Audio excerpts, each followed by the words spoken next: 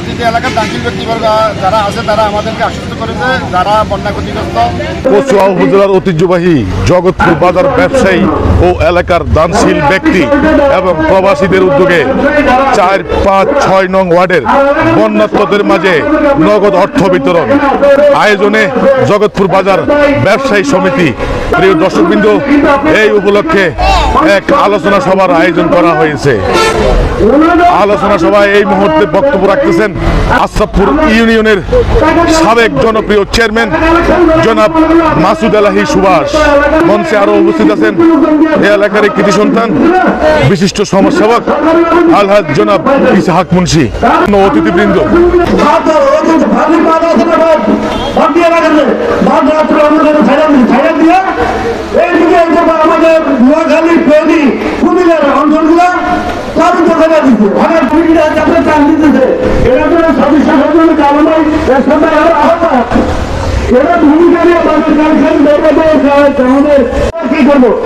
মনে কিছু তারা ধারণা করতেছে একবারে সাবধান। আমরা স্বচ্ছ যদি কেউ এবং স্বচ্ছতার বড় কেউ যদি আমাদের সমালোচনা করেন। এই মুহূর্তে বক্তব্য রাখছেন জগৎপুর বাজারের ব্যবসায়ী সমিতির সম্মানিত সদস্য জনাব আতিকুল্লাহ বাচ্চু ভাই।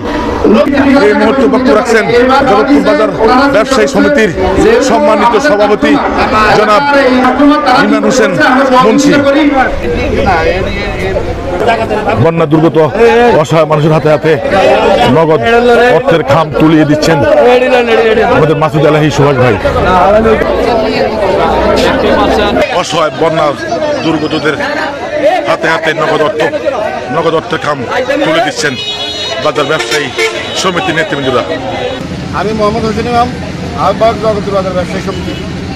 আমরা জগৎপুর বাজারের ব্যবসায়ী এবং এলাকার দানশীল ব্যক্তিবর্গ সাবেক 2 নং ওয়ার্ডের বর্তমানে 4, 5, 6 এই 3 ওয়ার্ডের জনগণকে নগদ আর্থিক সহায়তা দেওয়ার জন্য আমরা ব্যবসায়ীরা সেই সিদ্ধান্ত মোতাবেক আমরা প্রায় 7,60,000 টাকা আমরা কালেকশন করতে পেরেছি। এর মধ্যে সবাইকে 1,000 টাকা করে প্রায় 760 জনকে আমরা ত্রাণ নয় নগদ টাকা অর্থ সহায়তা করেছি।